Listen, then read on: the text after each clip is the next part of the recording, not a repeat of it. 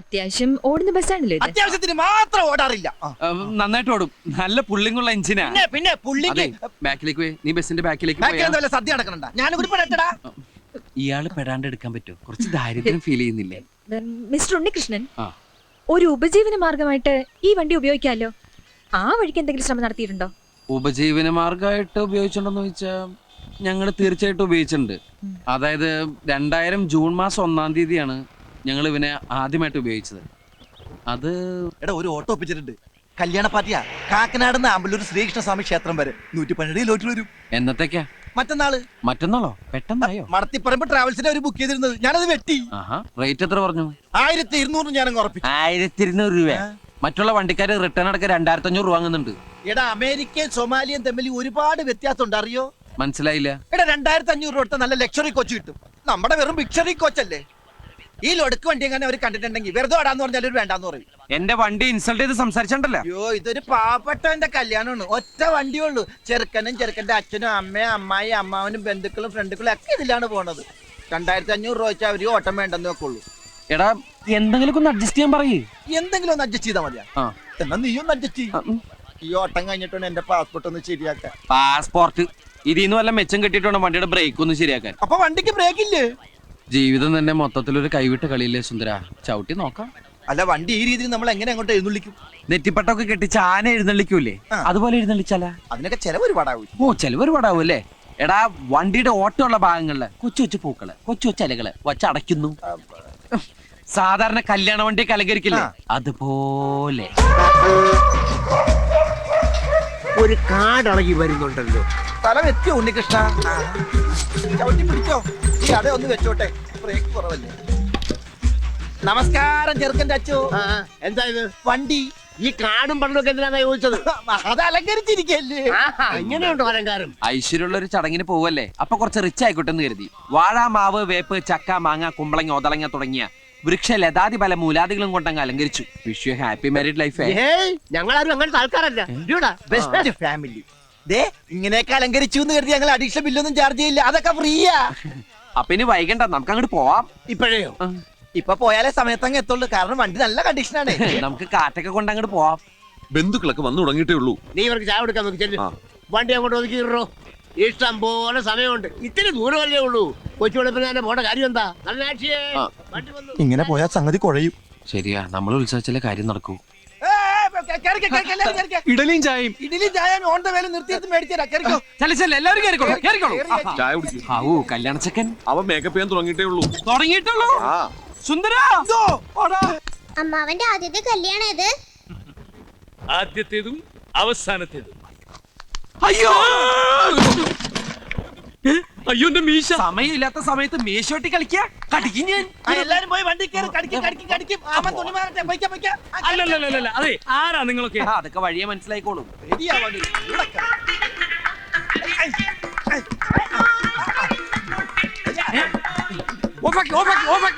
എന്താ നിങ്ങൾ എന്നെ കളിയാക്കാം? ഞങ്ങളല്ലല്ലോ, ആകാശവാണി തൃശ്ശൂർ തിരുവനന്തപുരം ആലപ്പുഴക്കാരല്ലേ. അവര് പറഞ്ഞു സമയം കളയത് ഇയാളെ സുന്ദരനാക്കോ. സുന്ദര സുന്ദര അനങ്ങാതിരുന്നോ. ഇന്ന് ഈ മീശമ ഞാനൊരു താജ്മഹാള് പണിയും. അനങ്ങിയാലത് കുത്തം മീനാറാകും. അടി ഉമ്മാക്കാൻ നോക്കണം. അതൊക്കെ രാത്രിയില് ഫാനില്ല. പണ്ടാറ് ഇരുമ്പോണ്ടുണ്ടാക്കി.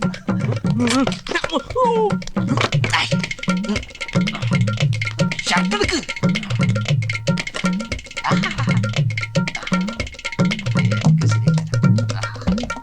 കണ്ടണേ. പോയാ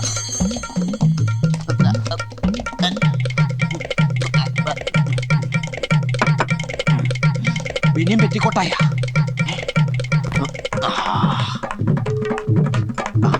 ആഫ്റ്റർ ഷേവ് നോക്കിയിരിക്കുന്നു. ഇടലെങ്കിൽ ഇടലി.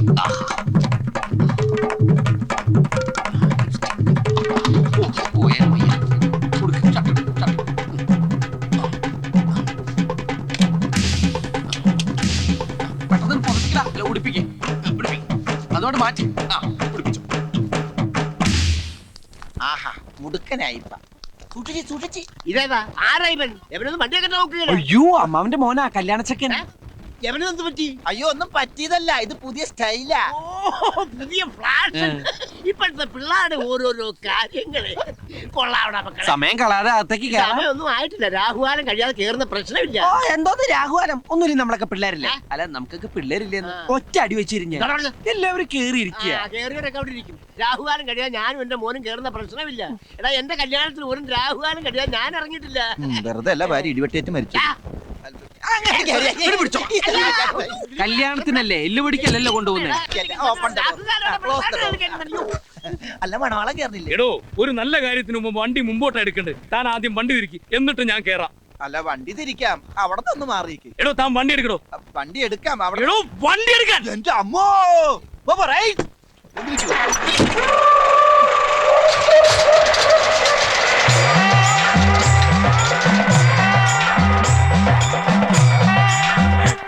പത്ത് മണിക്കായിരുന്നു മുഹൂർത്തം. ഞങ്ങളിവിടെ എത്തിയപ്പോ 3 മണിയായി. അപ്പൊ കല്യാണം മുടങ്ങിയൊന്നുമില്ല. പെണ്ണിന്റെ പഴയ കാമുവിനെ എവിടുന്നോ തപ്പിപ്പിടിച്ച് മുഹൂർത്ത സമയത്ത് തന്നെ താലിയിട്ടിച്ച് സംഭവം മംഗളകരമാക്കി. തിരിച്ചു വരുമ്പോ ബ്രേക്കിൽ കാലി വെക്കേണ്ടി വന്നില്ല, വണ്ടിക്ക് നല്ല പുള്ളിങ് ആയിരുന്നു. മിസ്റ്റർ ഉണ്ണികൃഷ്ണൻ, ഇതുവരെ നിങ്ങളുടെ പാസ്റ്റിനെ കുറിച്ചാണ് പറഞ്ഞത്. ഇനി ഫ്യൂച്ചറിനെ കുറിച്ച്, ഭാവിയെ കുറിച്ച് എന്താണ് നിങ്ങളുടെ പ്രതീക്ഷകൾ? ഭാവിയെ കുറിച്ച് വളരെ നല്ല പ്രതീക്ഷയാണ് ഞങ്ങൾക്കുള്ളത്. ഈ വണ്ടി കുറച്ചൊക്കെ ഓൾട്ടർ ചെയ്തിട്ട് ഒരു മൊബൈൽ ഹെറിറ്റേജ് റെസ്റ്റോറന്റ് ആക്കി മാറ്റിയാണ് ഞങ്ങളുടെ ലക്ഷ്യം. ഒന്നുകൂടി വ്യക്തമാക്കിയാൽ? നല്ലതരം നാടൻ ഭക്ഷണങ്ങൾ ലഭിക്കുന്ന ചലിക്കുന്ന ഭക്ഷണശാല. അതായത് കണ്ണും പൂട്ടി പറഞ്ഞാൽ തട്ടുകട. Wonderful idea. അല്ല, എന്നാണ് ഈ ഹെറിറ്റേജ് റെസ്റ്റോറന്റിന് ഞങ്ങൾക്കൊക്കെ ആഹാരം കഴിക്കാനാവുക? താമസിയാതെ തന്നെ അതിനുള്ള സാധ്യതകൾ ഉണ്ടാവും. മഹാലക്ഷ്മി ബാങ്കിന്റെ കൊച്ചി മാനേജർ കൈമൾ സാറ് ഞങ്ങളെ ഭയങ്കരമായിട്ട് സഹായിക്കാൻ നേരിട്ടുണ്ട്. കൈമൾ സാറെ ഞങ്ങൾ ദൈവത്തിന്റെ പ്രതിരൂപമായിട്ടാണ് കാണുന്നത്. അതെ, ഹനുമാനെ പോലെ. എന്തത് കരിയേ മാറിയാ? All the best for your dream project mister Unnikrishnan. പിന്നെ മിസ്റ്റർ ഉണ്ണികൃഷ്ണൻ, നിങ്ങളുടെ ഈ ബസ് ഇന്ന് സിറ്റിയിൽ ഒരു സംസാര വിഷയമായിരിക്കുകയാണല്ലോ, അതിനെ കുറിച്ച് എന്തെങ്കിലും? സിസ്റ്ററെ, എവിടെ ഞങ്ങളുടെ ഈ ബസ് ഉണ്ടോ അവിടെയൊക്കെ ട്രാഫിക് ജാം ഉണ്ടായിരിക്കും. അത് ഞങ്ങളുടെ കുഴപ്പം കൊണ്ടല്ല. എന്നെ മനഃപൂർവ്വം കരിവാരിത്തേക്കാൻ കുറച്ച് ആൾക്കാർ ഇറങ്ങിയിരിക്കുകയാണ്. സത്യം പറയണമല്ലോ, ഇവിടെ ട്രാഫിക് ബ്ലോക്ക് ഉണ്ടാക്കുന്നത് ആരാണ്? ഇവിടുത്തെ ട്രാഫിക് പോലീസുകാരാണ്.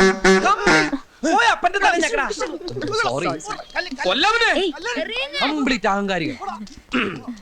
എന്റെ വണ്ടി എപ്പ കണ്ടാലും ഒരു പേപ്പട്ടിയെ തല്ലിക്കൊല്ലാനെന്ന പോലെ ഓടിച്ചിട്ട് ഇവിടുന്ന് എടുത്തോണ്ട് പോകാൻ പറയും. അവർക്ക് അതൊക്കെ ഒരു തമാശയാ. എന്തിന് ഈ ബസ് കസ്റ്റഡിയിൽ എടുക്കണമെന്ന് ഉത്തരവിട്ട് ഒരു ആർക്കിയോ ഉണ്ട്. പിച്ചച്ചട്ടിയിൽ കൈയിട്ട് വരുന്ന ഒരു തെണ്ടി. കൈയിട്ട് അവൻ ഈ സിറ്റിയിൽ കൊട്ടാര പോലത്തെ ഒരു ബംഗ്ലാവ് പണിത് അവനിങ്ങനെ മരത്ത് കിടക്ക.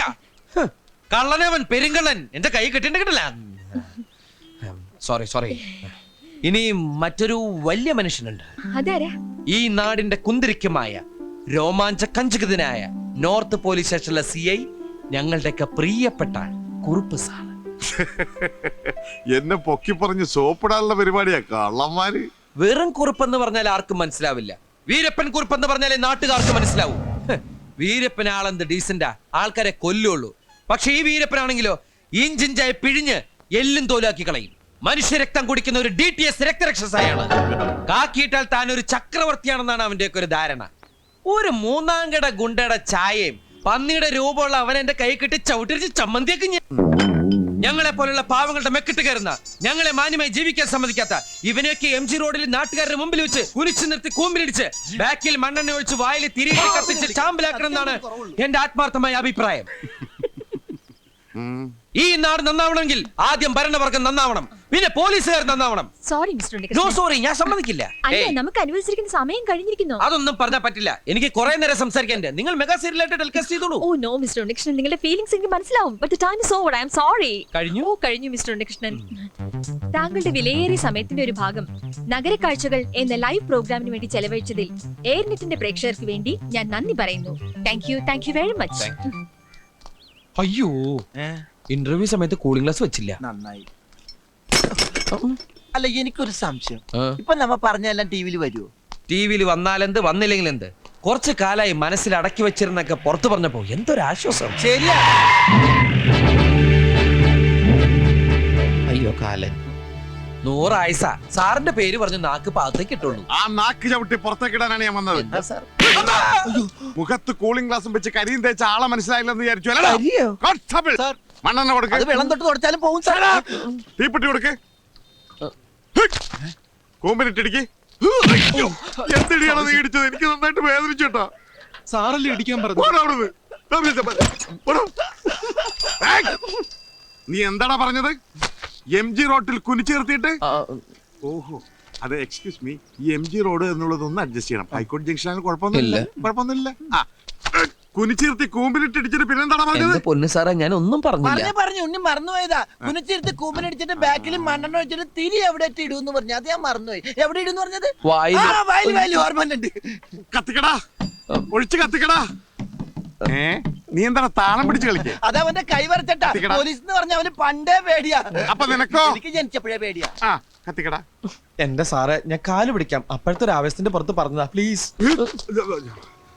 ടിവിയിൽ നിന്റെ ലൈവ് ഷോ കണ്ടിട്ട് RTO എന്നെ വിളിച്ചത്. ലൈവ് ഷോ ആയിരുന്നു.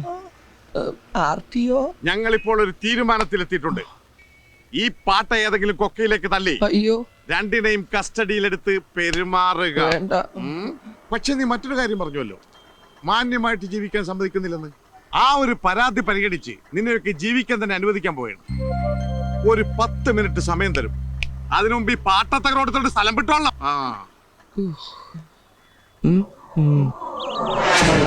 രക്ഷപ്പെട്ടു. വീരപ്പൻ കുറിപ്പിന്റെ സ്റ്റേഷൻ അതിർത്തിയിൽ നിന്ന് വളരെ ദൂരെ ആയതുകൊണ്ട് ഇനി അയാൾക്ക് മഷിയിട്ട് നോക്കിയാൽ പോലും നമ്മളെ കണ്ടുപിടിക്കാൻ പറ്റില്ല. എത്ര നേരം വേണമെങ്കിലും സ്വസ്ഥമായിട്ട് ഇവിടെ ഇരിക്കാം. അങ്ങനെ ഇപ്പൊ സ്വസ്ഥമായിട്ട് ഇരിക്കണ്ട. നീ പോയി കഴിക്കാൻ എന്തെങ്കിലും വാങ്ങിച്ചുണ്ടോ? എനിക്ക് വല്ലാതെ വിശക്കുന്നുണ്ട്. എന്നാ നീയും കൂടി വാ, നമുക്ക് ഒരുമിച്ച് പോയാൽ തട്ടുകടയിൽ നിന്ന് എന്തെങ്കിലും കഴിക്കാം. ഹേയ് ഞാനില്ല. ടിവിയിൽ ഇന്റർവ്യൂ കണ്ട ആരെങ്കിലും എന്നെ കണ്ട പിന്നെ വിശേഷങ്ങളായി ചോദ്യങ്ങളായി ഉത്തരങ്ങളായി എനിക്ക് വയ്യ. ചോദ്യോത്തരം ഒന്നും ഉണ്ടാവില്ല, പെരുമാറിലേ ഉണ്ടാവുള്ളൂ. പെരുമാറില്. എന്താടാ പേഴ്സ് നിന്റെ തന്ന? എന്റെ കയ്യില് പേഴ്സാ. ആ. നീയാ? പേഴ്സ് കാണുന്നില്ല. തമാശ കളിക്കല്ലേ? അമ്മച്ചിയാണ് തമാശ കളിച്ചല്ല, പേഴ്സ് കാണുന്നില്ല. അതിനൊരു വഴിയുണ്ട്. ഇങ്ങനെ വന്നേ, അവിടെ ഇരുന്നേ, അവിടെ ഇരി. നമ്മുടെ വണ്ടിയിൽ. എന്റെ വണ്ടി? ആ നിന്റെ വണ്ടിയിൽ. എന്റെ അമ്മോ, നിന്റെ വണ്ടിയിലെ നിന്റെ അച്ഛന്റെ ഫോട്ടോയിൽ കോർത്തിട്ടിരിക്കുന്ന ആ സ്വർണ്ണ പതക്കില്ലേ, ഞാൻ ഇന്നാളെ കയ്യിൽ വെച്ച് തൂക്കി നോക്കി. 1 പവനോളം തൂക്കം ഉറപ്പായിട്ടുണ്ട്. അതിന് കാശ് കിട്ടുമ്പോ തിരിച്ചെടുക്കാം. വിൽക്കണ്ട, പണയം വെച്ചാ മതി. 2000 കുറയാതെ കിട്ടും. ഇപ്പൊ പറഞ്ഞിരിക്കട്ടെ, ഇനി ഇത് ആവർത്തിച്ചണ്ടല്ലേ 2 കഷ്ണാക്കി കളഞ്ഞ. 2 കഷ്ണാക്കി 1000 വെച്ചല്ലേ കിട്ടുള്ളൂ. പിന്നെ അത് വിളക്കി ചേർക്കാൻ കാശ് വേറെയും വേണ്ടേ? നിന്നെ കഷ്ണാക്കുന്ന പറഞ്ഞേ. അച്ഛന് പ്രസിഡന്റ് എന്ന് കിട്ടിയ പതക്ക. പട്ടിണി കിടന്ന് ചത്താലും ഞാനിത് വിൽക്കില്ല. അത് മാത്രമല്ല, ആ വണ്ടിയിലുള്ള സകല സാധനങ്ങളും എന്റെ അച്ഛൻ വാങ്ങിച്ചതാ. അതിന്ന് ഒരു തുരുമ്പിത്തോളം പോലും ഞാൻ സമ്മതിക്കില്ല. അപ്പൊ പിന്നെ എങ്ങും തൊടാൻ പറ്റൂല. എന്താ പറ്റി പറഞ്ഞേ? നീ എന്നെ അങ്ങോട്ട് കൊല്ല്, എന്നിട്ടൊരു കുഴി കുഴിച്ച് മൂടിയിട്ട് ആ ബസ് എടുത്ത് എന്റെ മുകളിൽ വെക്ക്. ദുബായിൽ നല്ലൊരു ഷെയ്ക്കിന്റെ അണ്ടറിൽ ജോലി ചെയ്യേണ്ട ഞാനാണ്. എന്റെ പാസ്പോർട്ട് കറണ്ട് ആ എലിയില്ലേ, ആ എലിനെ എന്റെ കൈ കിട്ടിയ ആള് മാറി അടിച്ചു പോയി. സോറി.